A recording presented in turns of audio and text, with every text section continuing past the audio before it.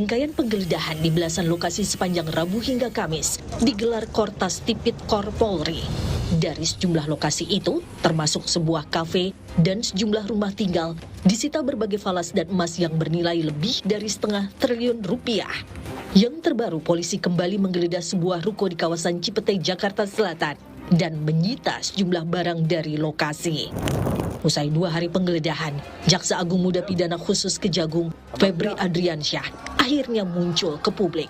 Febri menjawab sejumlah hal, dari soal rumahnya di Sentul Bogor yang digeledah polisi, asal-usul uang miliaran rupiah yang disita, hingga isu mundur dari posisi Jampitsus. Febri juga membantah punya kaitan dengan dugaan korupsi pasokan batu bara untuk pembangkit listrik yang tengah diusut polisi sebagai penyebab blackout. Yang pertama blackout. Saya juga tidak paham ada kaitan Jampitsus dengan blackout. Nanti kita tunggulah proses bagaimana rekan-rekan penyidik nanti menyampaikan apa masalahnya keterkaitan blackout tersebut. Perkaranya perkara apa. Yang kedua tentang rumah Sentul. Itu memang rumah pribadi Jampitsus yang sudah sejak lama. Itu bisa dilihat bagaimana proses kepemilikan sejak awal. Ini tuh jelas kepada masyarakat dan teman-teman semua. Bagaimana ada uang yang ditemukan di rumah Sentul, itu ada yang punya, ada kegiatannya, orang-orang kegiatannya bisa ditanya, Hingga saat ini, saya masih pagi tadi menerima perintah-perintah untuk segera menyelesaikan pemberkasan penanganan perkara yang memang waktunya singkat, yang terbatas di waktu penahanan. Polri menyebut operasi penggeledahan yang digelar Kortas Tipikor dan Polda Metro Jaya mendapat atensi Presiden Prabowo Subianto. Penggeledahan merupakan bagian dari penyidikan untuk mengusut dugaan perkara korupsi pengadaan batu bara PLN, kasus korupsi di PT Asabri dan Jiwasraya, serta kasus korupsi di Krakatau Steel. Ini merupakan atensi Bapak Presiden untuk dugaan-dugaan kasus korupsi menjadi perhatian kepolisian untuk melaksanakan pengungkapan dan proses penyidikan. Rangkaian penggeledahan ini bagian dari proses penyidikan di dalam mencari, mengumpulkan barang bukti untuk pemenuhan dalam proses penyidikan. Ketua Komisi 3 DPR dari fraksi Gerindra, Habibur Rahman, mendukung pengusutan dugaan korupsi oleh Polri. Ia minta siapapun yang terlibat diusut tuntas tanpa pandang bulu. Komisi 3 DPR RI memberikan apresiasi dan sekaligus mendukung Kortas Tipikor Mabes Polri. Kasus ini harus diusut tuntas. Siapapun yang terlibat dalam korupsi batubara ini harus dimintai pertanggungjawaban secara hukum. TNI juga angkat bicara soal adanya personel militer yang berjaga di sekitar kediaman Jampitsus Kejaksaan Agung Febri Adriansyah di kawasan Kebayoran Baru, Jakarta Selatan. Padahal saat itu tengah digeledah polisi. Kepala Pusat Penerangan TNI Brigjen Muhammad Nas menyatakan, pengamanan Jampitsus dilakukan atas permintaan institusi kejaksaan dan telah dikoordinasikan sesuai mekanisme. Adapun mengenai informasi adanya penggeledahan oleh Polri terhadap sejumlah lokasi merupakan proses yang berbeda dan menjadi kewenangan Polri. Hingga Jumat dini hari, polisi masih mengembangkan penyidikan dengan menggeledah ruko di kawasan Cipete, Jakarta Selatan. Polisi telah mengumumkan mengusut 3 perkara dugaan korupsi dan menyita falas hingga emas senilai setengah triliun, namun belum menetapkan siapa tersangka maupun konstruksi perkaranya. Agar tidak menjadi bola liar spekulatif soal adanya rivalitas penegak hukum dan manuver politik tertentu, penyidikan polisi harus transparan dan tuntas mengusut siapapun yang terlibat.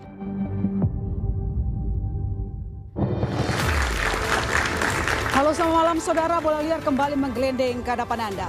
Mesin pemberantasan korupsi di negeri ini kembali menyala. Kortas Tipikor Polri menggelar rangkaian penggeledahan di belasan lokasi untuk mengusut 3 perkara dugaan korupsi. Hasilnya, Berangkas falas dan emas bernilai sekitar setengah triliun rupiah disita. Tapi hingga kini polisi belum menetapkan siapa tersangka dan apa konstruksi perkaranya. Tapi ada aroma lain. Apa yang tengah diusut Kortas Tipikor Polri disebut-sebut berkaitan dengan peristiwa penguntitan Jampitsus Febri Adriansyah dan penangkapan perkara korupsi timah yang ditangani Kejaksaan Agung 2 tahun lalu. Muncul bola-bola liar. Mengapa aroma rivalitas antar penegak hukum di perkara ini menguat? Mengapa ada tentara saat polisi menggeledah lokasi untuk pengembangan penyidikan? Apa langkah yang bisa diambil kepala negara untuk mengembalikan tatanan dan mendudukan hukum pada tempat yang terhormat? Saudara, inilah Bola Liar bersama saya, Masister Tarigan. Topik malam ini kita bahas dengan sejumlah narasumber yang sudah hadir di studio maupun Zoom. Saya menyapa Saud Sitomorang, Wakil Ketua KPK 2015-2019. Pak Saud, selamat malam. Asfinawati, dosen STH Indonesia, Jentera. Halo Mbak Asfi. Malam. Komjen Purnawirawan Ugroseno, Wakapolri 2013-2014. Pak Ugro. Said Didu, Sekretaris Kementerian BUMN 2005-2010. Pak Said Didu, selamat datang. Laksda Purnawirawan Sulaiman B. Ponto, Kepala Badan Intelijen Strategis TNI 2011-2013. Selamat malam. Yusuf Warsim, Komisioner Kompolnas. Selamat malam. Mas Yusuf. Saya menyapa di floor ada Marwar Sihaan, Hakim MK 2003-2008. Selamat malam Pak Marwar. Selamat Ginting, pengamat politik dan militer UNAS. Selamat malam Pak Ginting. Dan melalui Zoom saya menyapa Nur Rohman, Komisioner Komisi Kejaksaan. Selamat malam. Selamat malam. Oke, baik, saya ke Pak Said Didu dulu begitu. Pak Said, apakah melihat apa yang terjadi saat ini menurut Anda adalah murni peristiwa hukum atau memang tercium aroma politik di situ? Saya bilang murni bola liar. Murni bola liar. Maksudnya gimana nih? Begini, jadi saya mengikuti semua. Jadi kasus yang diungkapkan kasusnya dulu. Kasus Jiwasraya, Asabri, Krakatau Steel. Ya, 3 kasus. Kasus ini sudah ingkrah semua, sudah dihukum semua, sudah kerugian negara sudah ada ini, semua sudah ingkrah. Kok ada kasus terhadap kasus yang ingkrah? Nah, saya coba mempelajari 2 kasus yang terjadi itu Jiwasraya Asabri yang kerugian negaranya Asabri itu 23 triliun. Jiwasraya 17 triliun dan ini ditangani oleh Kejaksaan Agung. Dan saya orang lama di BUMN, namanya menyidik Asabri itu pekerjaan yang paling susah. Jadi pada saat Kejaksaan melakukan itu saya berikan apresiasi bahwa bisa masuk. Nah, kok sekarang ada kasusnya? Saya bertanya, ada apa? Suatu yang ingkrah kok ada kasus muncul? Nah, saya teringat, ini kan 2-3 kasus besar perampokan BUMN itu kan dilakukan oleh Beni Cokro, Bencok, ya, yang sudah dihukum, yang kita tahu dari Solo, ya kan. Nah, kok ada apa ini kaitannya? Kok sesuatu yang sudah selesai dibongkar lagi? Nah, yang kedua, kasus yang ketiga yang ini adalah kasus blackout terhadap ini batubara, DMO batubara. Nah, saya sudah menyatakan bahwa ini ruang korupsi yang paling besar.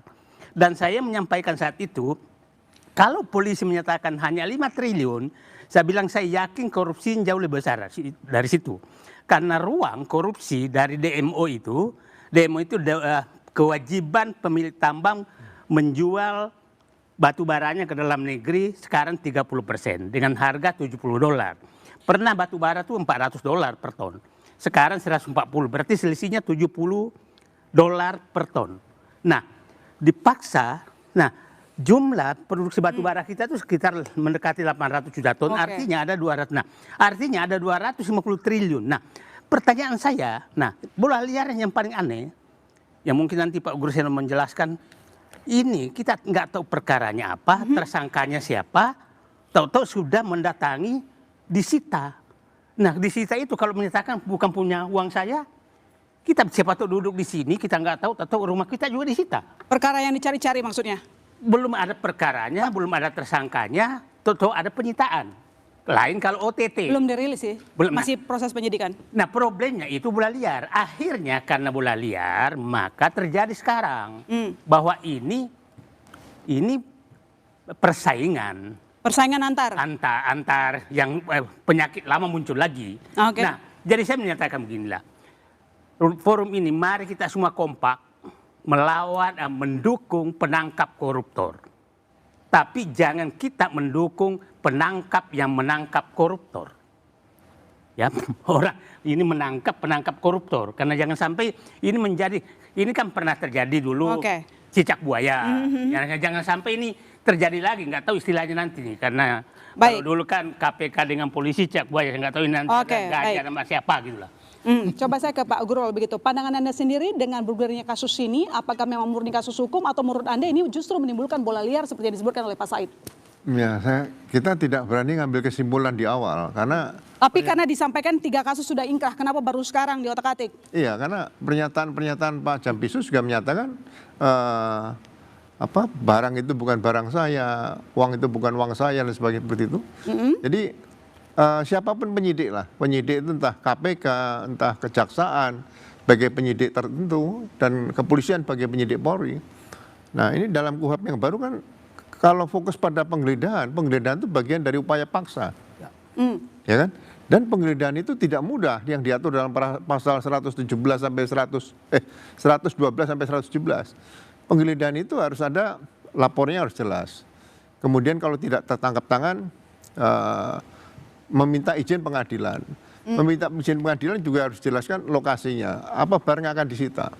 Jadi benar-benar semua penyidik seharusnya mentaati kitab Undang-Undang Hukum Acara Pidana Undang-Undang Nomor 20 Tahun 2025. Jadi mudah-mudahan penyidik Polri yang bekerja ini sudah menggunakan tertib dalam menerapkan pasal 112 sampai dengan 117 tentang penggeledahan tersebut. Jadi kalau dikatakan ini bola liar, ini kita belum dapat informasi yang lengkap. Oke, tapi kalau misalnya memang sudah dilakukan penggeledahan, ada izin dari pengadilan, artinya memang sudah jelas akan ada penyidik meyakini bahwa ini adalah kasus pidana, dugaan pidana. Nah, iya kan di situ nih pada saat selesai penggeledahan kan dibuat berita acara. Pada saat penggeledahan disaksikan pemilik rumah. Kemudian kalau ada tersangka di situ tersangkanya, ya kan? Kemudian keluarga kalau ada, kemudian lurah atau kepala desa, ketua RT RW, dan ada saksi, dan dibuatkan berita acara di situ. Nah, ini kalau kita mau ada nggak kepala desa atau lurah dari sekitar lokasi yang barang disita dihadirkan di situ, dan itu kalau sudah disita, ya kan barang bukti kan sama dengan kasus namanya pengerusakan, pengeroyokan, pembunuhan. Ditunjukkan saja buktinya jadi masyarakat nggak bertanya-tanya, ini yang disita apa, jumlahnya berapa seperti itu. Jadi saya yakin, ya kita apresiasi pertama kali saya lupa tadi, kepada para penyidik, entah KPK, entah kejaksaan dan kepolisian untuk memberantas korupsi. Jadi mari kita sapu bersih koruptor, jangan sampai koruptor menyapu bersih kita, seperti itu harusnya. Oke, baik. Saya ke Mas Yusuf, jadi kalau menurut Anda sendiri, apakah memang ketika penggeledahan sudah dilakukan dapat izin dari pengadilan, artinya memang kuat dugaan sudah ada kasus pidananya di situ? Iya, terima kasih. Pertama tentu kita apresiasi, karena komitmen bangsa ini sampai hari ini kan untuk pemberantasan korupsi, dan Presiden sendiri salah satu yang disebut dalam Asas Hitam, perkuat pencegahan dan pemberantasan korupsi. Maka apa yang dimaksud oleh Pak Uguro tadi itu sudah tepat, bahwa dengan KUHP baru kita ini penggeledahan itu sudah upaya paksa dan itu merupakan dalam status kegiatan penyidikan. Oke, tapi kalau prosesnya sudah on track dan pengusutan atau belum menurut Anda? Tunggu, kan penyidikan. Penyidikan. Penyidikan nggak bisa dibuat-buat, harus ada SPDP. SPDP itu kan sekarang online. Kalau ada yang membantah bahwa ini asal-asalan bola liar, itu bisa dibantah, itu tidak ada SPDP gitu. Itu bisa dibantah itu. Silahkan yang bisa membantah bahwa ini liar tidak ada SPDP, disilahkan. Tapi apa iya begitu hingar-bingar yang dilakukan di dalam proses penggeledahan itu, Polri tidak memiliki standar SOP-nya itu. Oke, jadi ini jelas tidak menimbulkan bola liar, sudah jelas perkaranya. Ya, itu yang kita awasi. Itu yang diawasi. Itu yang kita dorong, profesional, akuntabel, dan tentu kita kan undang-undang tidak pidana korupsi, ada fungsi-fungsi yang bisa mengkoordinasikan, ada fungsi-fungsi yang bisa supervisi. Harapan kita ke depan agar tidak terkesan rivalitas negatif, bersaing untuk menunjukkan kinerja pemberantasan korupsi, itu kita dukung. Tapi rivalitas dalam konotasi yang negatif barangkali itu yang kita hindari. Oleh karena itu ya agar transparan dan akuntabel dan profesional, bahwa dalam pelaksanaan yang demikian, penyidikan, ada pelimpahan berkas ke jaksa penuntut umum nantinya, kan itu ada koordinasi gitu. Kecuali KPK yang punya jaksa sendiri. Oke, coba Pak Slamet kalau begitu. Pak Slamet, ini ada dua pendapat yang berbeda. Satu bilang bahwa ini sebagai bola liar, menimbulkan bola liar. Yang satu mengatakan seperti Pak Yusuf bilang sudah on track kok. Jadi menurut saya beberapa hari menjelang pergantian kepemimpinan nasional, ada sesuatu yang bisa kita persepsikan dari sisi politik. Pertama adalah ketika pada tanggal 15 Oktober dibentuklah Korps Tindak Pidana Korupsi Kepolisian. Ya, artinya 5 hari menjelang pelantikan Presiden Prabowo. Itu satu. Perpresnya masih dibuat oleh Jokowi. Oke. Kemudian juga Mei 2024 tiba-tiba tim seleksi KPK. Ya artinya ini harus kita lihat dari konstruksi politik juga. Yang mengherankan adalah KPK itu dibentuk karena lemahnya Kejaksaan Agung, lemahnya kepolisian. Maka dibentuk lembaga seperti KPK. Lalu 5 hari menjelang Jokowi diganti oleh Prabowo, dibentuk Korps Tipikor itu. Lalu kita lihat lagi Presiden Prabowo Subianto pada tahun 2025 membuat Perpres yang menugaskan TNI untuk menjaga Kejaksaan Agung, ya, menjaga Kejaksaan Agung dalam menjalankan tugas-tugasnya. Sehingga gedung Kejaksaan Agung dan pejabat-pejabat Kejaksaan Agung itu dijaga oleh TNI. Kan menarik juga, setahun yang lalu muncul isu bahwa Jampitsus itu bahkan keluarganya terancam akan dibunuh. Kan ini mengejutkan. Persis Mei setahun yang lalu juga ada iring-iringan mobil kepolisian yang mengitari Kejaksaan Agung. Sehingga publik melihat ini ada apa lagi. Ternyata kemudian krokodil lawan aligator terjadi lagi. Sama-sama korp coklat, yang satu coklat muda, satu coklat tua. Nah, di dalam perspektif ilmu politik, kasus-kasus besar itu seringkali terjadi ketika terjadi pergeseran keseimbangan kekuasaan. Jadi ini tidak bisa dilepaskan dari persoalan keseimbangan kekuasaan di dalam birokrasi penegakan hukum. Jadi yang sekarang memang pure kalau menurut Anda sendiri merupakan rivalitas institusi. Persis kemudian ya itu memang harus dibuktikan nanti. Nah, maka ada persepsi publik juga bahwa Presiden Jokowi meninggalkan bom waktu. Maka ada segitiga yang bisa digambarkan kira-kira ada mantan Presiden Jokowi, ada kepolisian, ada KPK. Karena tidak biasa Presiden itu melantik unsur KPK selama 2 kali. Harusnya adalah jatah dalam tanda petik Presiden baru. Maka kemudian juga muncul keseimbangan lain, segitiganya adalah Presiden, Prabowo, Kejaksaan Agung, lalu TNI. Untuk mengimbangi sama-sama kekuatan bersenjata. Nah ini yang saya ingin kemukakan, jangan sampai institusi-institusi ini diadu domba. Marwah Kejaksaan Agung harus dijaga, marwah kepolisian harus dijaga, marwah KPK juga harus dijaga, termasuk marwah TNI harus dijaga.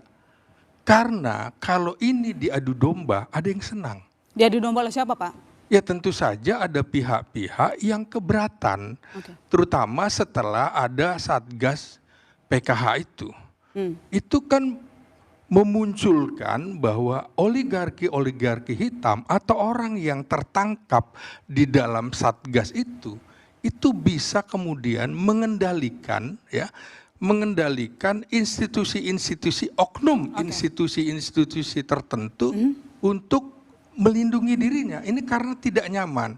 Mungkin 10 tahun sebelumnya sudah nyaman, begitu ada pemerintahan Prabowo yang akan melakukan tindakan pemberantasan korupsi, mereka juga tidak nyaman. Oke, Ya. baik. Saya ke Pak Saud kalau begitu. Pak Saud, krokodil versus alligator. Anda melihat hal yang sama atau tidak dalam kasus ini? Ya, Kalau kita punya cicak versus buaya. ya sebenarnya kalau pertanyaan Yona seperti itu, kita seharusnya melihat ke belakang ya. Ketika kita endap persepsi korupsinya 34 itu kan segala kemungkinan bisa terjadi gitu. 34 itu kan kita mundur 10 tahun. Jokowi mulai berkuasa kan 34 tuh. Kita naikin sampai 40, digantinya undang-undang KPK, diganti dengan tas tipikor tadi. Apa yang ada di KPK itu sebenarnya kan mau diterjemahkan di tas tipikor ini. Core-nya itu kan koordinasi. Padahal di undang-undang KPK itu sudah koordinasi, supervisi, monitoring, pencegahan, penindakan. Jadi di situ bahkan SPDP itu wajib di KPK dilaporkan, sehingga kita bisa pantau. Sekarang KPK yang bermasalah seperti sekarang ini, quote and quote, apakah kemudian dia bisa menjadi koordinasi, supervisi, monitoring, pencegahan, penindakan sebagai yang disebut sebagai trigger mechanism gitu. Nah, apa yang disebut sebagai tas tipikor ini kemudian bisa menerjemahkan tugas-tugas KPK di masa lalu, ternyata nggak bisa. Udah jelas stres tesnya, hari ini dia dites, terbukti dia nggak mampu melakukan seperti yang dilakukan KPK ketika itu. Ya kan? Kalau itu bisa dilakukan, kita nggak tahu apakah hari ini konferensi pers hari ini akan ada KPK di situ. Itu kan kelihatan jadi kita mundur ke belakang. Kenapa juga lu bubarin undang-undang KPK kalau memang lu bentuk tas tipikor baru ternyata menimbulkan masalah baru. Ini bukan buaya sama buaya, mungkin krokodil, dinosaurus lawan dinosaurus. Jadi sekali lagi pertanyaannya adalah kita itu nggak setia bahwa memberantas korupsi itu Anda harus sustain dan bertahap. Ketika udah 40 itu udah topnya, ngapain mesti diganti gitu. Dan harusnya akhirnya kayak sekarang seperti ini, dan pertempuran ini berpotensi lebih bahaya. Karena apa? Skala ekonominya menjadi lebih gede, ya kan? Ini kalau didiamin bisa lagi 100 kilo tuh di kulkas itu, di brankas tuh. Jadi artinya apa yang kita sebut sebagai tidak sustain dalam melakukan penindakan, supervisi, monitoring dan pencegahannya, kita hanya hit and run. Ini nggak akan bisa menyelesaikan pemberantasan korupsi secara baik. Ini kelihatan ya apa yang dilakukan sekarang kita lihat di brankas itu terjadi di banyak negara lain. Jadi memang ini korupsinya kurang kreatif nih. Koruptornya kurang kreatif. Ini masih modus-modus lama yang gampang diendus sebenarnya. Iya kan? Baik. Ya, nanyain pembantu rumah tangga aja kejawab tuh. Di rumah ada apa? Nggak tahu Pak, di dinding tuh ada, dibuka-buka tuh nggak tahu. Udah ketahuan tuh di dalam itu. Baik. Yang jadi pertanyaan publik juga ini semua bapak-bapak bahwa TNI menjaga rumah Jampitsus Kejagung saat polisi melakukan penyelidikan. Nah, pertanyaannya adalah urgensinya apa? Nanti jawab kami silakan saudara. Tetap di Bola Liar.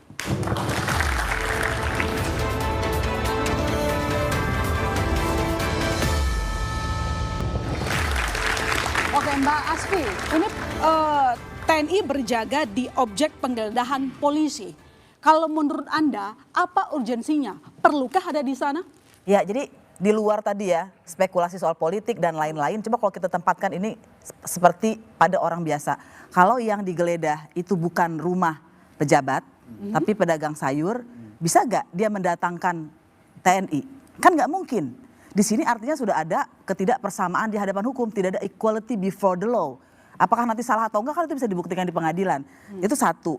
Kedua tadi saya mau mengatakan yang soal ingkrah ya. Saya nggak mau masuk ke kasusnya karena kita nggak pegang dokumen, sama-sama nggak pegang dokumen. Tapi apakah kasus yang sudah berkekuatan hukum tetap bisa disidik lagi? Bisa kalau waktu itu ada tersangka lain yang belum diadili. Justru kan banyak nih perkara tindak pidana korupsi yang mastermind-nya hilang atau dihilangkan atau tidak dimunculkan, tidak dibawa ke pengadilan. Justru ketika dia dibuka lagi bisa saja ini sebetulnya keadilan untuk orang-orang yang tadinya mastermind yang bersembunyi atau bahasa hukumnya penggerak begitu ya, atau turut serta melakukan tindak pidana. Tentu saja dalam kasus ini kita tidak tahu ya. Nah, dan menurut saya kalau kita lihat lagi. Tapi sesuai aturan katanya sih. Iya, kalau iya. Nomor 6 tahun 2025 gimana tuh? Ya kan begini, ada yang namanya rule of law, tapi ada yang namanya rule by law. Rule of law itu kita menaati hukum sebagai aturan yang tertinggi, tapi rule by law kita memerintah dengan hukum. Hukum kita pakai dengan kekuasaan kita, ya kan gampang. Zaman Orde Baru kan Soeharto begitu, melakukan korupsi untuk anaknya, tapi dengan impres. Apa bedanya gitu kan? Semua orang tahu itu korupsi, tapi dilegalisasi dengan impres karena dia yang punya kekuasaan. Jadi meskipun bisa sekarang aja. masih tahap penyidikan.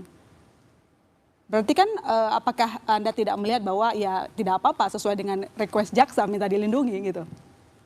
Enggak, gini, kan dia kan dilindungi, jaksa ini harusnya dilindungi untuk pekerjaannya. Iya benar. Ketika dia menyidik dalam kasus tindak pidana korupsi atau dia menuntut. Kalau dia kena kasus, dia harusnya seperti warga negara yang lain, dia tidak bisa mendapatkan pengistimewaan itu.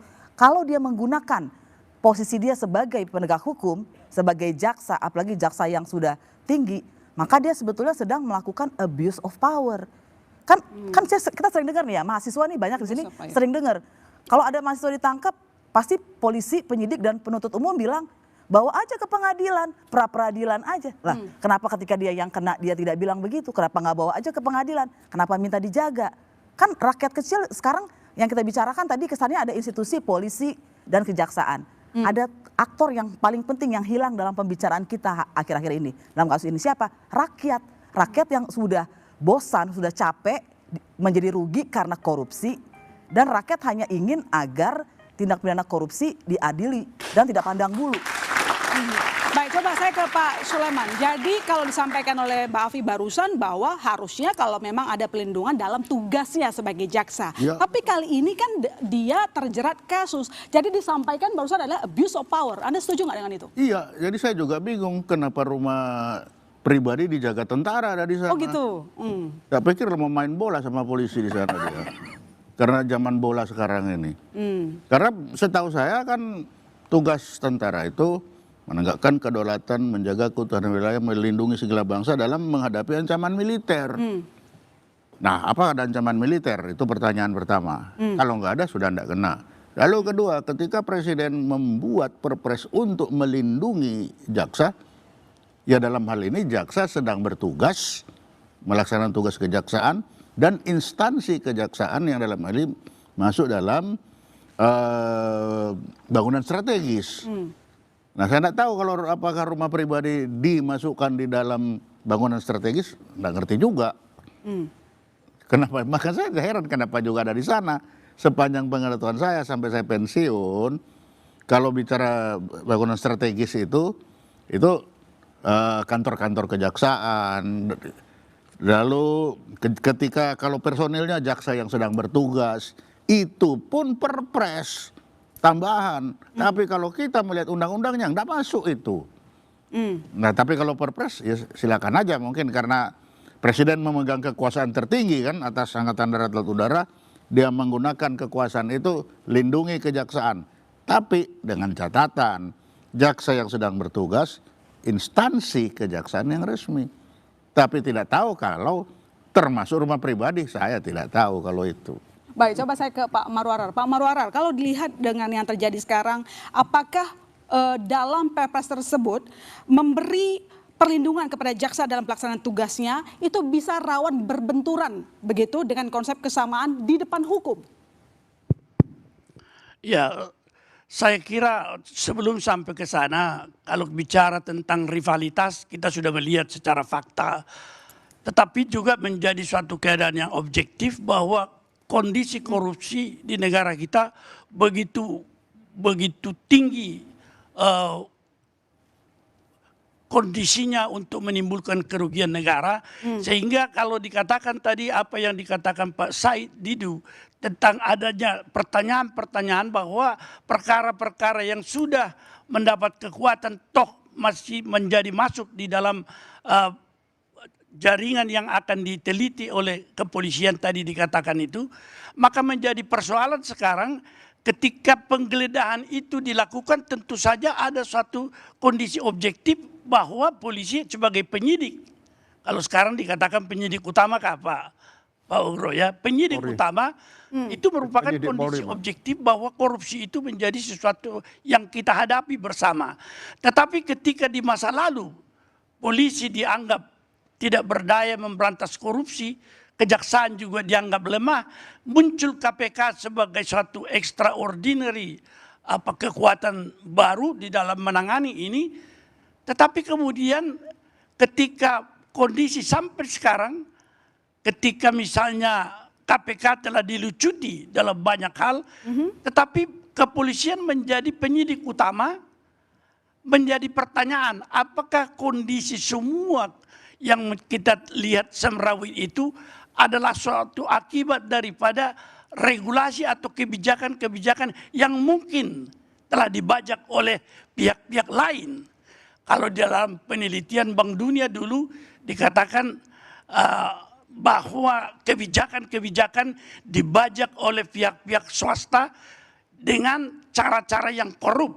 Itu yang dikatakan barangkali state corruption, saya baca dulu ya, state capture corruption. Jadi negara itu sudah terperangkap dia oleh korupsi yang dipergunakan oleh pihak-pihak non-negara untuk membajak kebijakan-kebijakan. Pertanyaan sekarang ini, apakah memang ini menjadi bagian dari apa yang pembajakan itu untuk kepentingan, bukan untuk kepentingan rakyat? Karena terlihat bahwa kejaksaan meneliti, Pak Febri lah saya katakan beberapa tahun yang lalu dikatakan diikuti dia, dan juga barangkali saya kurang tahu istilah tepatnya itu, bahwa dia dipantau begitu. Dan kemudian sekarang ketika rumahnya diakuinya sebagai rumah yang digeledah itu, tetapi dia mengatakan bahwa yang ditemukan uang di sana ada pemiliknya. Ini kan menjadi pertanyaan-pertanyaan yang harus dijawab. Oleh karena itu saya menganggap bahwa kebijakan regulasi tentang penempatan kewenangan penyidikan ini, maka Presiden sebagai atasan daripada Jaksa Agung dan Kapolri harusnya bisa melakukan. Baik, terkait dengan penyidikan Pak Marwar, saya mau minta pandangan Anda. Ketika ada tentara itu berjaga di objek penggeledahan polisi, apakah Anda melihat ada kemungkinan ini merupakan intervensi hukum, atau menurut Anda masih sesuai dengan perpresnya, tujuan perpresnya? Ya, saya kira masih di dalam koridor yang bisa dipertanggungjawabkan. Kalau misalnya tentu saja kepolisian ketika menetapkan ada satu penggeledahan, indikator yang di dalam penyidikan ini tinggal hanya mencari siapa pelaku tindak pidana. Tetapi tindak pidana itu sudah dikatakan ada, tetapi penggeledahan itu adalah dalam rangka mencari siapa yang akan ditetapkan sebagai pelaku atau orang yang akan dibawa bertanggung jawab. Saya kira ini menjadi suatu hal yang menjadi tugas Presiden sebagai eksekutif tertinggi, yang Jaksa Agung maupun Kapolri adalah orang yang diangkat oleh beliau. Oke, baik. Mbak Asfi, disampaikan oleh Pak Marwarar bahwa ketika ada tentara berjaga di objek penyidikan, maka ini masih sesuai koridor. Bisa dipertanggungjawabkan katanya. Anda tadi punya pandangan yang sangat berbeda. Ya, gini, kalau misalnya ya, lagi dalam orang ini sedang menyidik, sebagai jaksa kan bisa menyidik juga kan dalam tindak pidana korupsi. Kemudian ada masalah yang sangat besar, meskipun secara undang-undang dan menurut saya secara undang-undang itu tidak memenuhi kriteria, tapi mungkin berdasarkan perpres yang cacat kita masih bisa paham. Perpres yang cacat, Anda melihat itu cacat? Iya, tapi kita masih bisa bilang bahwa tentara di situ hanya menjalankan perpres, yang salah yang bikin perpres kan, TNI kan patuh pada perpres. Tapi kalau dalam kasus ini yang dijaga adalah rumah orang yang sedang mau diperiksa gitu. Yang mengakui ada uang yang sangat besar, yang mungkin ada pertanyaan, ini illicit enrichment nggak? Gajinya dia sebagai jaksa bisa ngumpulin uang sebegitu nggak? Kalau itu bukan uang dia, uang siapa? Apakah itu uang tersangka? Masa uang tersangka disimpan di rumah? Kalau itu uang orang, nggak mungkin masuk sebanyak itu tanpa sepengetahuan dia. Jadi ada banyak pertanyaan-pertanyaan yang semakin lama tidak masuk akal. Jawabannya tuh akan aneh gitu ya. Nah, tapi kalau itu uang orang dia perbolehkan, uang itu melawan hukum nggak? Kalau melawan hukum, kalau nggak melawan hukum kenapa nggak ditaruh di bank? Kalau melawan hukum dia bantu, itu namanya pembantuan tindak pidana. Jadi semakin berkembang ini ya, ngelesnya itu bisa jadi semakin berkembang. Nah, jadi pertanyaannya kalau dalam situasi yang sumir begitu, kenapa kita memperalat TNI? Memperalat TNI? Iya dong, itu merendahkan TNI menurut saya. TNI itu harusnya menjaga Indonesia dari kejahatan dari luar, mau mengambil harta kekayaan kita. Dari tempat yang terhormat, dia diperalat untuk menjaga orang yang sedang dalam suatu proses hukum. Ini saya katakan tadi, kenapa saya bola liar, karena ini kan sudah ada kesimpulan. Seakan-akan Febri tersangka. Padahal belum ada pengumuman dari dari polisi, penyidik. Tapi karena rumahnya ini terus sudah ada berkesimpulan Febri tersangka. Nah, ini yang menurut saya menjadi bola liar karena pemahaman saya, mungkin dikoreksi nanti Pak. Penggeledahan itu kalau kasusnya sudah jelas, tidak itu yang disebutkan judul loh. Kasus Krakatau Steel, kasus Jiwasraya, kasus Sabri, kasus Blackout. Ini judul, bukan kasus loh. Terus tidak ada tersangkanya. Judul. Tidak tersangkanya menggeledah orang, rumah orang. Saya bisa menggeledah rumah Pak Ugrewo, padahal tersangkanya saya Didu. Tapi Pak Said, saya dengan sangat sadar tidak mengatakan Pak Febri itu tersangka. Mbak Kasih menyatakan tidak, orang yang tertuduh korupsi. Bukan, saya sedang mengikuti jalur pikiran omongan Pak Febri sendiri bahwa uang itu ada pemiliknya. Berarti kan ada orang lain. Anda nah, orang lain tadi, itu siapa? Gitu. Orang sedang disidik, dilindungi. Padahal itu kan saya menyatakan Febri kan sekarang di Jakarta Tentara kan. Nah itu kesimpulan menurut saya, kesimpulan yang karena polisi tidak menyampaikan siapa tersangkanya. Kalau memang Pak Febri tersangka, umumkan supaya kita tidak menjadi bola liar. Jangan seperti sekarang. Siapa tahu yang diantara kita ini ada yang tersangkanya yang di ini rumahnya Febri. Nah ini menurut saya bola liarnya begini. Nah kalau bola liar ini tidak diakhiri segera, maka persepsi bahwa terjadi persaingan kembali antara kejaksaan dan kepolisian itu yang mengemuka. Dan kita harus ingat bahwa Febri ini memegang 2 jabatan loh. Jampitsus dan ketua pelaksana tim penertiban kawasan hutan. Penertiban kawasan hutan ini betul-betul menghadapi oligarki. Dan saya berikan apresiasi tim penertiban kawasan hutan. Dia sudah mengembalikan uang 50 triliun cash. Mengambil lahan sawit 4,1 juta hektar. Mengambil lahan tambang 4,5 juta hektar. Nah, itu saya berikan apresiasi, saya lepas bahwa tapi kalau melakukan korupsi itu perkara lain. Nah, tapi menurut saya ini saatnya Presiden mengambil sikap ini harus dijernihkan. Kalau memang terlibat, nyatakan terlibat. Jangan orang digeledah rumahnya tidak ada statusnya. Ya kan Pak, ini nggak ada statusnya loh. Febri statusnya apa? Nah kalau memang polisi menyatakan dia ada bukti, ya umumkan bahwa dia terlibat, maka jadi, nah tapi menggeledah rumah orang, menggeledah ini orang, tidak ada saksi, tidak ada apa, itu ya Pak Ugren nanti menjelaskan nanti, apakah itu tidak melanggar sesuatu. Nah, jadi menurut saya sederhana kok, jelaskan kasusnya apa, jangan judul, jelaskan tersangkanya siapa, dan lakukan penindakan itu. Menggeledah tanpa diketahui siapa tersangkanya, kata Pak Said Didu. Apakah itu sudah sesuai dengan prosedur yang ada, sesuai KUHAP nggak? Ya, kalau hukum acara pidana, upaya paksa itu kan ada 8. Ya kan? Kita jangan lupa itu, patonya upaya paksa ada 8. Mulai dari penetapan tersangka termasuk penggeledahan dalam. Nah, tapi ada kontrol untuk melaksanakan upaya paksa ini sekarang pasal 158 hukum acara pidana adalah pra-peradilan. Ya, pra-peradilan kalau zaman KUHAP yang lama itu hanya 4 item. Masalah penangkapan, penahanan, penghentian penyidikan, penghentian penuntutan. Sekarang 14. Tuh. Nah makanya supaya ini tidak rame, tidak dikatakan ada apakah ini bola liar atau tidak liar. Seharusnya proses dalam hukum acara pidana tadi ditetapkan ada laporan polisinya tidak. Kemudian minimal ada nggak 2 alat bukti untuk menetapkan tersangka.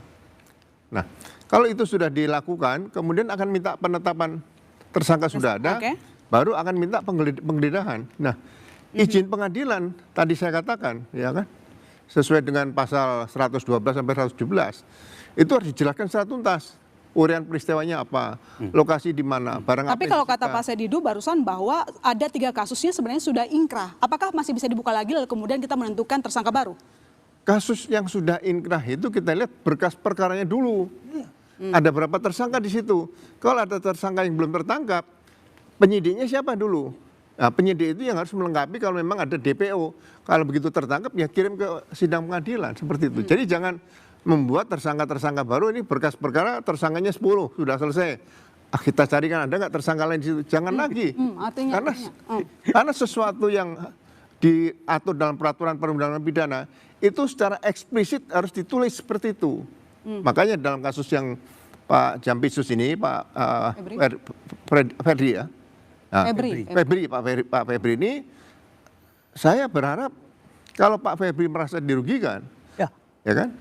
Beliau kan pasti juga membaca KUHP yang baru. Ajukan pra-peradilan.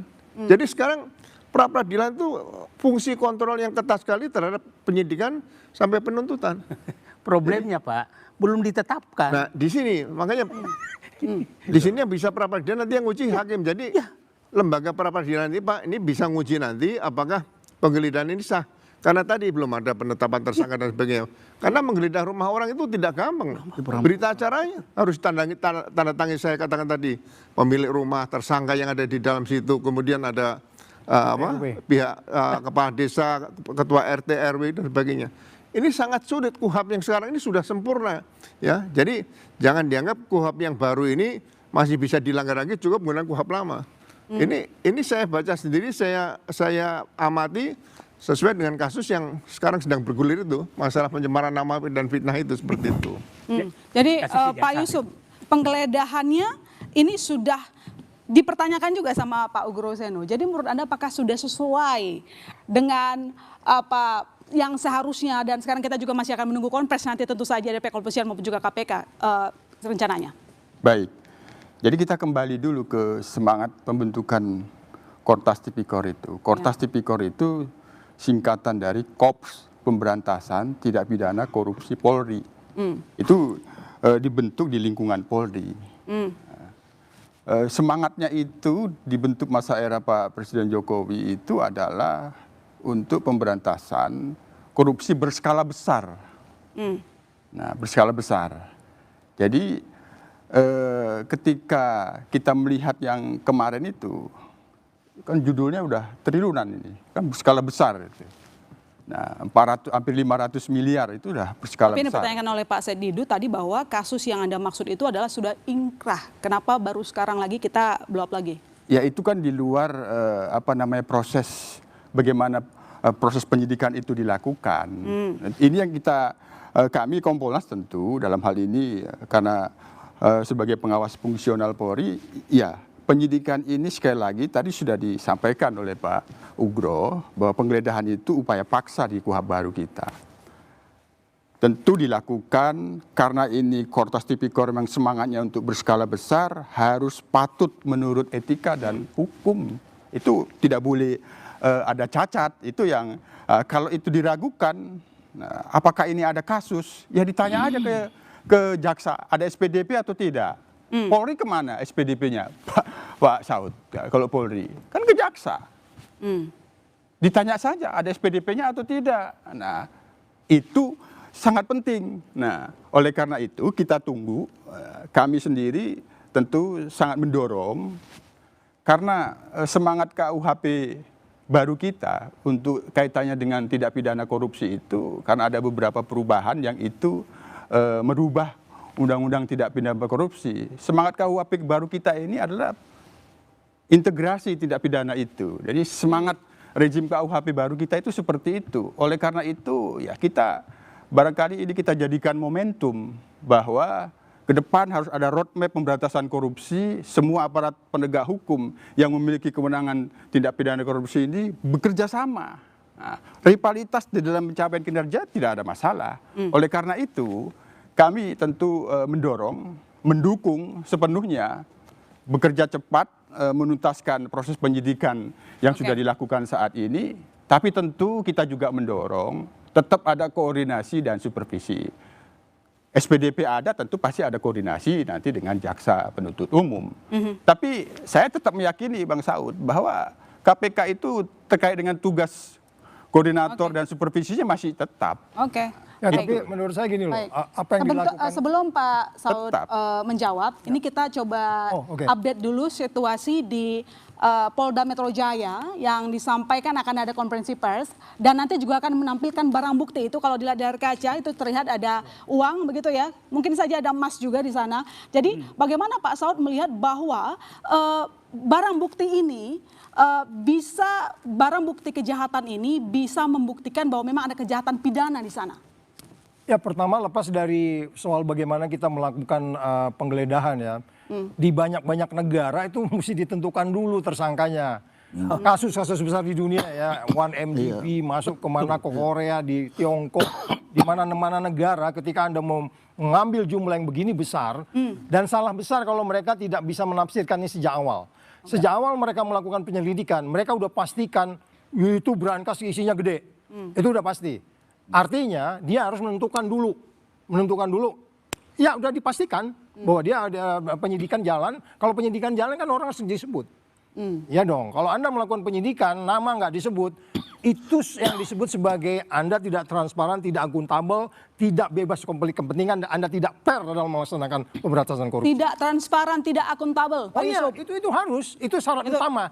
Itu syarat utama. Jadi saya katakan kembali lagi, itulah yang akhirnya kita memberantas korupsi itu, kan hukum itu hanya 3 kata kuncinya.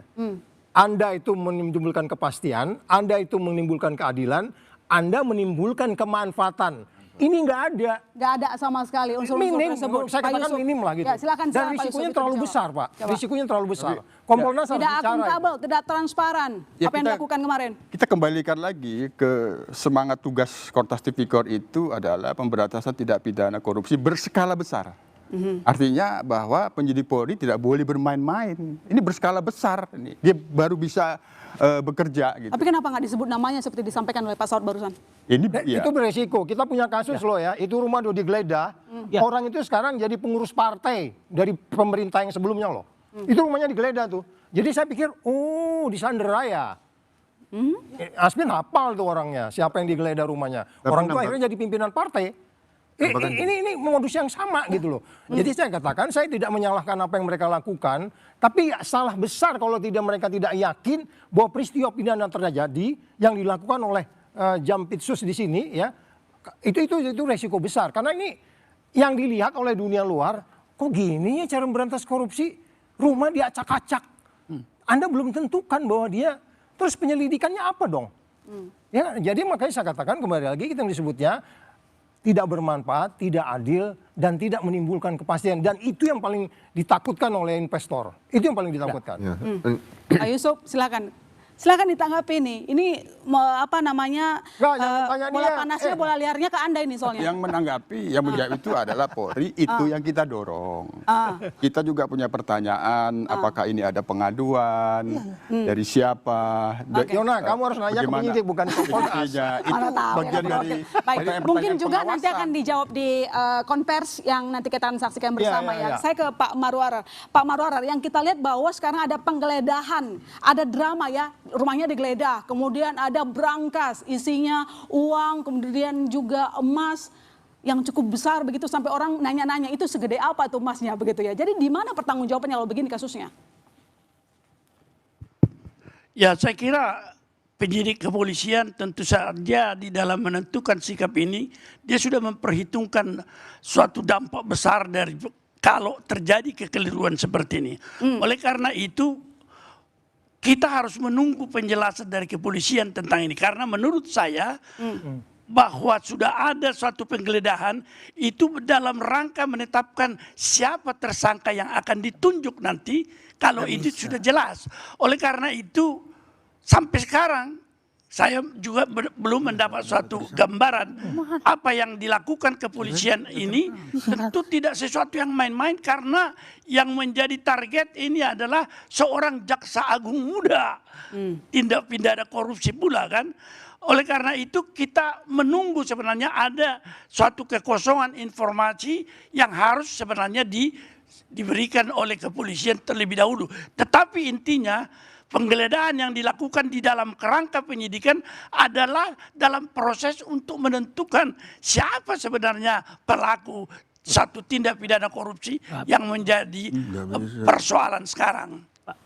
Baik Pak Slamet, bagaimana kita memisahkan soal penegakan hukum dengan aroma politik? Ya tentu saya ingin meneruskan apa yang tadi dikemukakan oleh Bang Said Didu. Ini persoalan Satgas PKH, di mana kemudian Jampitsus itu menjadi ketua Satgas. Lalu wakilnya adalah Kasum TNI, yang wakil keduanya adalah Kabareskrim Mabes Polri. Maka misalnya desas-desus apakah kemudian ada TNI menggeruduk Polda Metro Jaya, menurut keyakinan saya ini sebenarnya bentuk sebuah koordinasi antara TNI dengan kepolisian. Kebetulan ya, semua pejabat atau Satgas PKH itu, baik itu dari Kejaksaan Agung, TNI maupun Polri, dan juga kementerian dan lembaga, semua dikawal oleh anggota TNI. Oke. Itu perintah dari Perpres. Oke, nanti lanjut Pak Slamet, kita harus break sejenak. Jangan kemana-mana saudara, boleh kembali.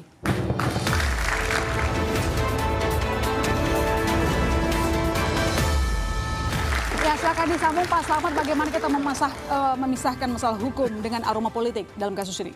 Ya, saya lanjutkan. Jadi begini, tentu ketika TNI menjaga rumah pejabat, artinya memang ada kaitannya dengan tugas.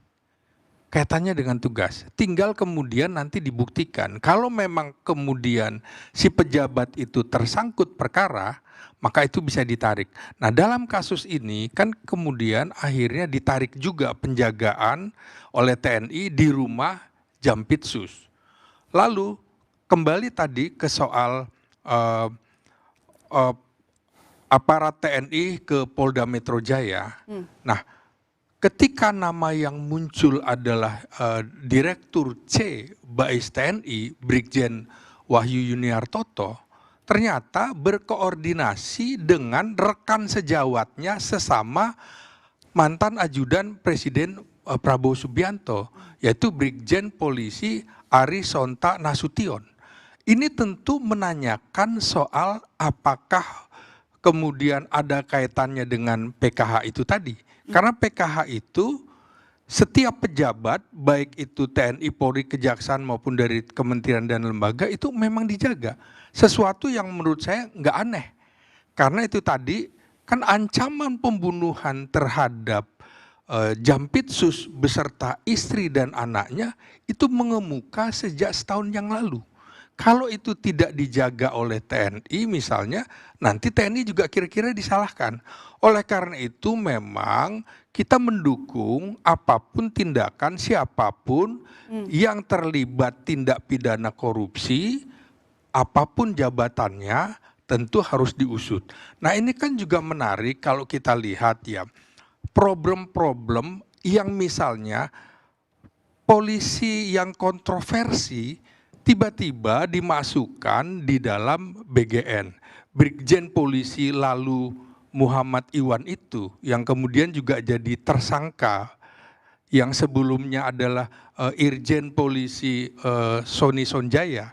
Nah, Brigjen lalu ini kalau saya mengamati peristiwa 7 tahun yang lalu 2019 di Cilacap, ini kan polisi yang kontroversi menuduh keluarga Direktur Peralatan Angkatan Darat Brigjen Subagio itu mengambil HP. Kan akhirnya dibuktikan tidak, sehingga dia sampai diproses. Nah, orang-orang bermasalah ini kemudian juga kok bisa ya ditempatkan di BGN, akhirnya betul-betul kan persoalannya adalah dia orang-orang gak bagus kok disorongkan ke jabatan-jabatan non kepolisian, akhirnya juga bermasalah. Nah, selain itu yang menarik adalah ini masih ada kaitannya juga tadi seperti MBG kan. MBG itu salah satu SPPG terbesar kan juga dari kepolisian.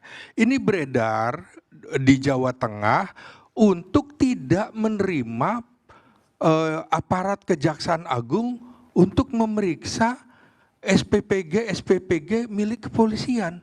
Nah ini juga ada kaitan semuanya dengan niat Presiden Prabowo Subianto untuk memberantas tindak pidana korupsi, baik itu MBG, Koperasi Desa Merah Putih, dan juga soal PKH. Baik, jadi ini sambung menyambung dan memang tidak murni hukum, ada persoalan politik dan juga tidak murni dugaan hukum, ada rivalitas persoalan antar politik, lembaga. Pak Sulaiman, kita kan sudah beberapa kali melihat dulu ada cicak versus buaya, krokodil versus krokodil. Ini bagaimana kita membedakan ketika itu kasus hukum dengan rivalitas institusi? Ya standar yang dipakai tentunya kita harus lihat aturan yang ada. Jadi kalau aturan itu dilanggar sudah pasti itu bisa terjadi lagi. Jadi memang betul seperti ini. Kenapa? Nah sekarang terbaca kenapa TNI di sana tidak ada tersangka, tiba-tiba ada penggeledahan. TNI tugasnya menjaga si kejaksaan. Bacaannya TNI kalau masuk ke rumah situ seperti dikatakan Pak Groseno tadi ada persyaratan untuk penggeledahan seperti itu. Kalau itu tidak terpenuhi, terbacanya kan perampokan. Lah kalau perampokan di TNI jarang situ tidak salah. Karena ini rumah jaksa ada yang rampok. Kenapa rampok? Ya karena penggeledahan yang tidak memenuhi persyaratan. Tapi nggak terlalu berbahaya Pak. Ini kan kalau dulu kan buaya versus cicak. Kalau sekarang ada 2 APH. Ya begitu. Justru itu. Satu alat negara di situ. Lah makanya itu untuk menghindari itu hanya satu-satunya jalan. Penuhi aturan itu. Kan tinggal dibaca. Pak Groseno aja sudah pensiun bisa baca. Apalagi yang ada sekarang. Lengkap lagi bacaannya. Padahal sudah pakai kacamata tuh coba. Yang sekarang harusnya lebih jelas dah. Apa persyaratan? Penuhi. Apalagi ini harusnya disadari. Yang lalu sudah ada Pak Febri ketika ditangkap ada intelijennya tentara. Kemudian ada ngeong-ngeong itu tadi sudah disampaikan. Nah sekarang ini tentunya begitu mengulangi harus lebih hati-hati. Harus lebih hati-hati. Tapi ternyata kan bukan hati-hati, ini ceroboh. Kenapa? Persyaratan yang disampaikan Pak Groseno tidak terpenuhi. Nah pembacaannya kalau ini tidak terpenuhi, pertanyaannya, karena apakah benar yang datang ke sana itu polisi beneran? Karena polisi beneran pasti seperti Pak Groseno bilang tadi. Tapi kalau itu bukan polisi beneran, seperti apa yang kan mungkin saja. Makanya tentara didatangkan. Nggak polisi beneran kan Kortas? Lah kan bisa saja kan pakai baju polisi datang sana. Kenapa bisa? Kenapa itu tadi? Kalau polisi beneran apalagi korps itu pasti tahu aturan-peraturan yang mendasar bahwa untuk penggeledahan itu upaya paksa terhadap tersangka. Lah sekarang tersangka belum ada kita juga. Loh kok tiba-tiba ini tersangka kapan ini beliau ini?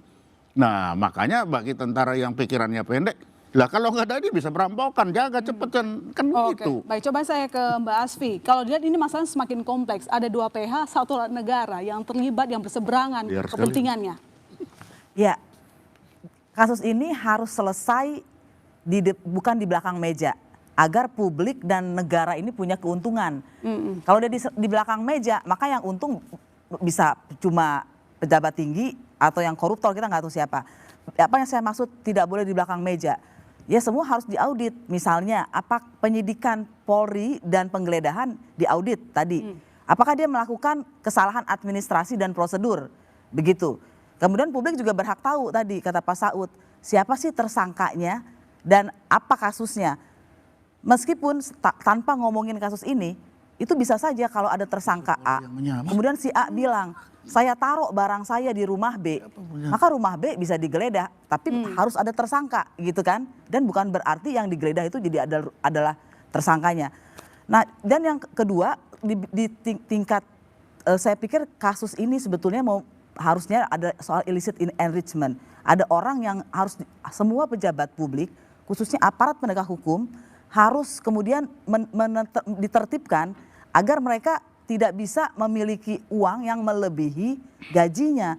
Dan itu tadi sebetulnya kan KPK ada di situ. Kalau kita lihat undang-undang KPK yang disebut pertama bukan penyelenggara negara loh, tapi penegak hukum. Karena memang ditemukan korupsi di Indonesia tidak bisa hilang-hilang karena penegak hukumnya yang korup. Gitu. Nah kasus ini menurut saya harus kita ambil sebagai momentum untuk kembali melakukan pembersihan terhadap aparat penegak hukum. Karena itu harus ada akuntabilitas baik di tubuh penyidik maupun di tubuh penuntut atau kejaksaan ya. Sehingga kita bisa dipisahkan antara institusi dengan kelompok yang melakukan korupsi di institusi. Kan kasihan nih kalau institusinya diboncengin, dibajak oleh klik yang sebetulnya melakukan korupsi di dalamnya. Pak Said Didu, jadi menurut Anda ini sebenarnya institusi secara keseluruhan atau cuma kelompok-kelompok dalam institusi? Ini memang agak ini nih, saya kembali bola liar dan menjadi liar betul karena kesalahan langkah. Kan begini ya, saya katakan begini. Ketegangan antara polisi dan Pak Febri orang sudah pada tahu. Nah, berkali-kali terjadi. Nah, di tengah Pak Febri memegang 2 jabatan dan membongkar kasus-kasus besar. Saya lepas dari kasusnya, dugaannya, tapi saya berikan apresiasi kemampuan beliau membongkar kasus besar. Jiwasraya, Asabri, Timah, kemudian PKH sekarang itu puluhan ratusan triliun yang dia lakukan. Lepas saya nggak menanyakan itu. Nah, di tengah-tengah itu dia dapat tugas sebagai ketua penertiban kawasan hutan dari presiden untuk betul-betul mengambil aset negara yang dirampok oleh oligarki. Dan jumlahnya ratusan triliun juga.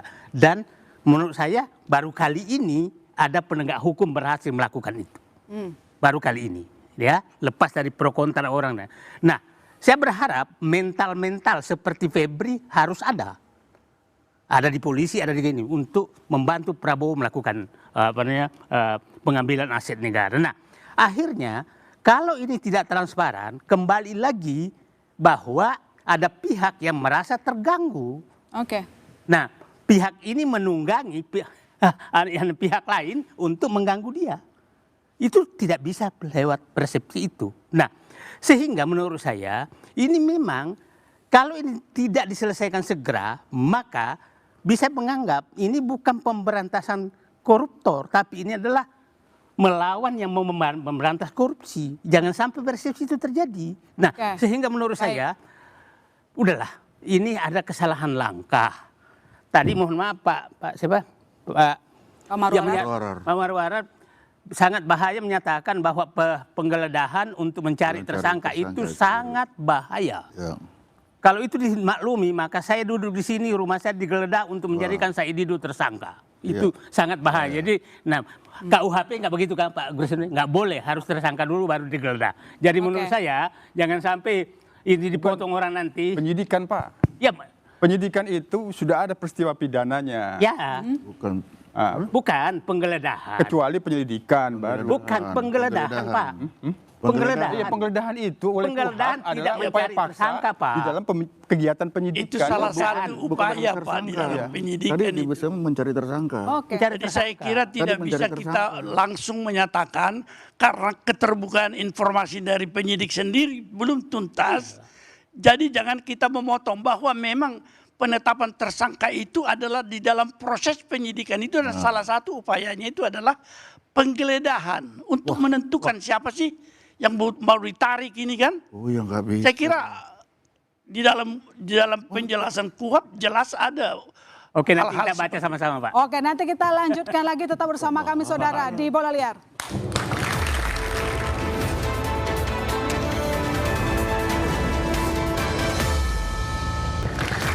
Pak Ugro dan semuanya, tadi sebenarnya kita menunggu ya pengumuman nama tersangka, tapi ternyata belum juga disampaikan. Yang dikatakan bahwa penggeledahan sudah dilakukan, tadi dipamerkan barang bukti, ada 15 orang saksi yang sudah diperiksa. Tapi sampai saat ini belum ada nama tersangka yang diumumkan katanya dalam waktu dekat. Pak Ugro, pendapat Anda?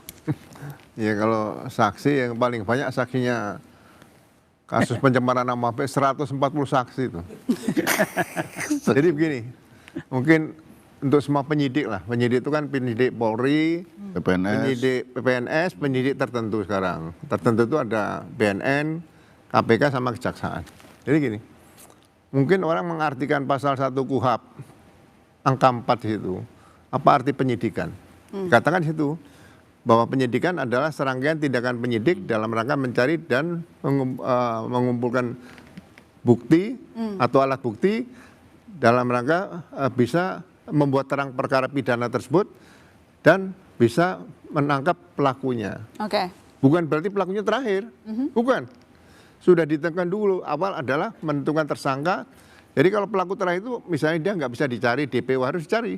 Sampai nanti bisa diserahkan ke pengadilan. Nah, sekarang ini kan kalau ada peristiwa seperti dugaan pidana, ya mau korupsi, mau pembunuhan, pidana umum, atau pidana khusus lainnya, itu kan peristiwanya apa yang dilaporkan. Kemudian laporan polisi harus ada, model A, kalau korupsi biasanya model A, atau model B. Ya kan, karena saksi pelapor kan harus dilindungi oleh korupsi seperti itu. Ya, setelah ada laporan polisi, dibuat SPDP. Baru disiapkan pembuatan berkas perkara. Nah, berkas perkara kalau tersangkanya tidak ada, yang jelas berdasarkan 2 alat bukti sudah ditentukan nama tersangkanya sudah ada. Oke, harusnya ya kan? seperti itu. Iya, nah ini proses selanjutnya. Kalau nanti tersangkanya sudah meninggal ditemukan ya, SP3 udah tersangka meninggal dunia. Ini sebenarnya penyidikan lebih mudah. Oke. Makanya saya katakan tadi kalau misalnya dalam satu pra-peradilan sekarang, saya belajar lagi nih, walaupun saya udah tugas 35 tahun, saya belajar baru lagi nih. Baik. Ya, kalau namanya penyitaan barang atau benda yang tidak ada kaitan dengan tindak pidananya, tindak pidana harus ditentukan nih. Oke, baik itu Pak dapat dibuat pra-peradilan, seperti itu. Oke, jadi Pak Yusuf kira-kira kenapa belum juga diumumkan nama tersangkanya? Lebih dari 24 jam belum juga, singkat saja. Yang disampaikan tadi itu kan terkait dengan penggeledahan. Iya. Cuman sayangnya tidak menyampaikan apakah penggeledahan itu dengan izin pengadilan atau tidak. Penggeledahan menurut pasal 113 KUHP itu dimohonkan izin harus 2 hal yang disampaikan oleh penyidik. Pertama, lokasi. Yang kedua, ada dasar atau fakta yang dipercaya bahwa lokasi itu terkait dengan tindak pidana. Hanya 2 yang harus. Hanya 2 yang Hanya 2 yang harus. Oke, baik. Kalau dari Pak Saud, kira-kira kenapa belum juga diumumkan nama tersangka? Sudah lebih dari 24 jam, kita belum tahu siapa yang tengah dibidik. Apa yang harus dilakukan oleh polisi?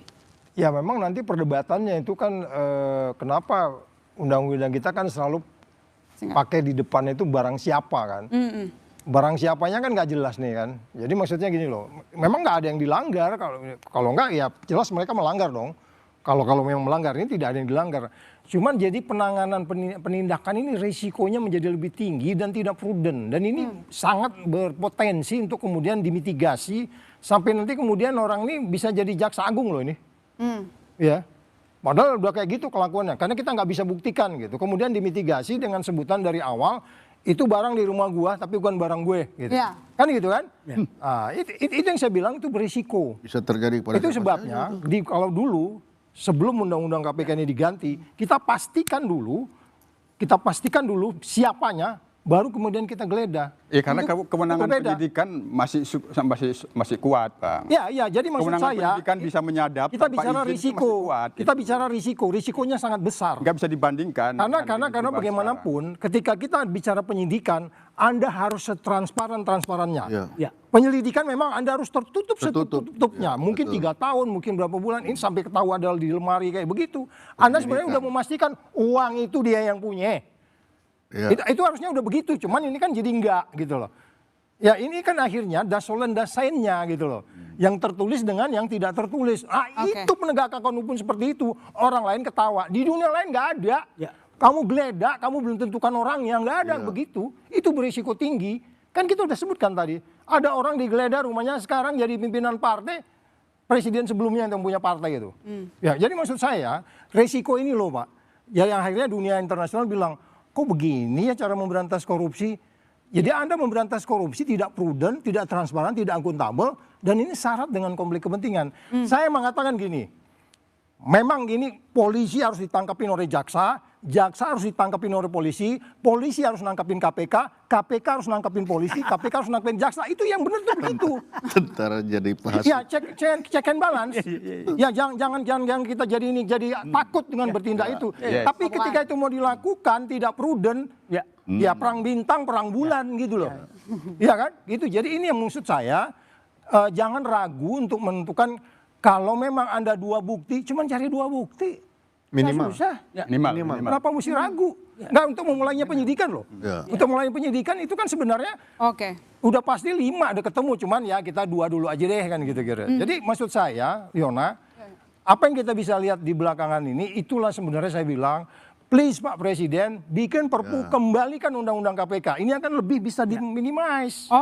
Supervisinya jadi jalan. Ya kemudian teman-teman di apa juga di Kompolnas nggak terlalu sulit kan untuk supervisi kan gitu. Pak Saud. Jadi Pak Said Didu, jadi menurut Anda tadi kan kita dengarkan Kabid Humas bilang bahwa ini menjadi atensi Presiden dan diduga ataupun mereka yakin akan ada tindak pidananya. Saya pikir tadi itu apa ya, kaset kusut, daur ulang, penjelasan sebenarnya sama. Tidak ada kemajuan apapun. Kecuali menunjukkan foto barang yang disita. Yang menarik itu dari money changer uang dagangnya orang diangkut semua. Itu kan uang dagangnya bisa jadi. Changer, iya kan? Nah, maksud saya begini. Sekarang semakin saya was-was. Dugaan publik kalau ini tidak dibuka semua, maka dugaan publik menyatakan terjadi negosiasi di balik layar untuk membatasi siapa tersangkanya. Iya, Itu yang pertama. Yang kedua, ini menyatakan bahwa ini memang tidak murni pemberantasan korupsi nih. Ini ada persaingan. Kenapa takut sekali mengumumkan? Jangan salah kan kalau kita berpikiran gitu kan. Karena ketakutan transparan. Nah, itu yang sangat-sangat menurut saya. Ini saatnya Presiden menurut saya sudah hampir 2 tahun menjadi Presiden. Saatnya sekarang turun. Yang lain sudah mulai dibenahi walaupun belum bagus. Tapi 3 lembaga hukum, kejaksaan, kepolisian, KPK, benahilah segera agar negara ini agar sesuai dengan cita beliau. Nggak berisik kayak begini. Ya nggak berisik kayak begini. Kalau begini terus, ini cita-cita beliau untuk memberantas korupsi, untuk mengini oligarki tidak jalan karena tidak membenahi. Baik. Jadi Pak Slamet, apa yang dilakukan oleh Presiden untuk membenahi kepala negara mengatakan kemarin bahwa semua harus introspeksi diri katanya. Ya betul, ada pesan dari Presiden bahwa TNI, Polri, dan juga Kejaksaan adalah milik rakyat. Nah, dalam kajian politik, saya mau menggarisbawahi apa yang tadi dikemukakan Bang Said Didu itu. Memang ada hubungan erat antara kekuasaan dengan akses terhadap sumber daya ekonomi. Maka di situ ada jaringan patronase. Jaringan patronase inilah yang harus dibedah. Sampai sejauh mana. Jadi aset menjadi sumber kekuatan politik. Kekayaan juga menciptakan loyalitas jaringan. Maka jaringan juga akan memberikan perlindungan terhadap pemilik aset. Dan perlindungan tersebut juga akhirnya memperbesar posisi tawar-menawar politik. Maka ini tidak muncul. Nah, dalam kasus ini juga, ini bisa kemudian melemahkan kru atau tim dari Satgas PKH. Misalnya ketuanya saja kemudian diteror, maka yang bawah juga bisa guncang. Ini yang kemudian harus dibaca oleh Presiden. Kalau mau membersihkan lantai yang kotor, pakailah sapu yang bersih. Kira-kira begitu. Baik, saya ke Pak Sulaiman. Jadi apa yang harus dilakukan kepala negara melihat ada 2 APH dan 1 alat negara yang berkonflik? Ya, sekarang saatnya kepala negara untuk turun mendamaikan 2 ini dan 1 si tentara juga. Jadi meletakkan, kan perintah Presiden untuk menjaga ini. Itu perintah Presiden. Nah, dengan adanya situasi sekarang, Presiden juga harus bisa memerintahkan ini segera diselesaikan. Kalau tidak ya terjadi seperti sekarang ini. Semakin lama akan semakin curiga itu semakin besar. Dan apa yang beliau harapkan dalam pemberantasan korupsi tidak akan tercapai kalau ini tidak dilaksanakan. Jadi Mbak Asfi, apa yang harus dibuktikan oleh pihak kepolisian untuk menutup narasi bola liar yang terjadi saat ini? Yang pasti Presiden tidak boleh mendamaikan. Tidak boleh mendamaikan. Harus meminta akuntabilitas dan transparansi. Pertama kepada penyidik, siapa itu? Ada gak tersangkanya dan proses akuntabilitasnya. Kalau gagal, maka berarti penyidikan Polri harus diperbaiki.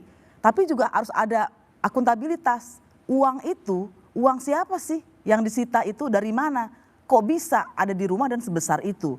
Dan yang kedua adalah saya sepakat dengan Pak Saud. Kita ternyata melihat seperti ini, kita masih perlu KPK yang beneran, yang tidak berpihak pada politik dan tidak dikendalikan politik.